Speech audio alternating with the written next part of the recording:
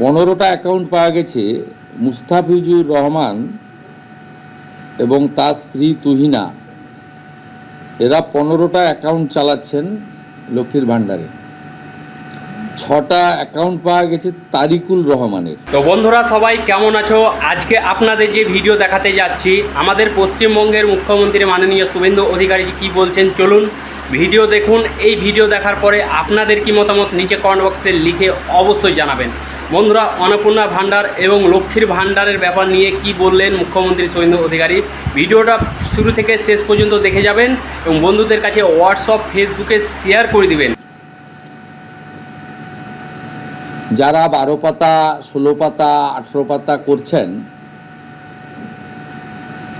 এই রিজেক্টেড, জনগণের দ্বারা রিজেক্টেড নেতা এবং তাদের দলের লোকেদের বলবো যে এই সংখ্যাটা কত হবে আমরা জানি না। অবৈধ অনুপ্রবেশকারীরা তো পাচ্ছেন, তার সাথে সাথে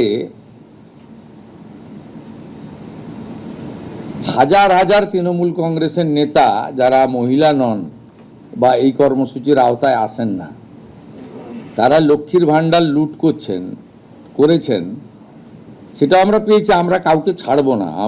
আমি ডিজিপিকে বলেছি সিট গঠন করতে, এবং যেহেতু মানিটারি ডিফলকেশন আছে, মানি লন্ডারিংয়েও এদের কেসকে ট্রান্সফার করার জন্য আমরা ডাইরেকশান দিয়েছি। আমরা হিসাব করে দেখেছি, এসআইআরে নাম বাদ যাওয়া এবং এই রাকিবুল, মুস্তাফিজুর, তারিকুলরা মিলে অন্তত 30 লক্ষ ফলস লক্ষ্মীর ভাণ্ডারের টাকা তুলছেন। 30 লক্ষ গুণিতক 1,500 টাকা করে যদি হিসাব করেন, কত হাজার কোটি টাকা আপনাদের জনগণের টাকা কিভাবে এরা লুট করেছে। এই লুটেরাদের পার্টি,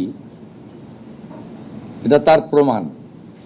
বন্ধুরা, যেমন কি আপনাদেরকে আমি ভিডিও দেখালাম, আই হোপ আপনাদের ভিডিও পছন্দ হয়েছে। যদি পছন্দ হয়ে থাকে তাহলে একটা লাইক করে দিবেন এবং এই ভিডিওটা বেশি বেশি করে হোয়াটসঅ্যাপ ফেসবুকে শেয়ার করে দিবেন। বন্ধুরা, এই ভিডিওর ব্যাপারে আপনাদের কি মতামত নিচে কমেন্ট বক্সে লিখে অবশ্যই জানাবেন।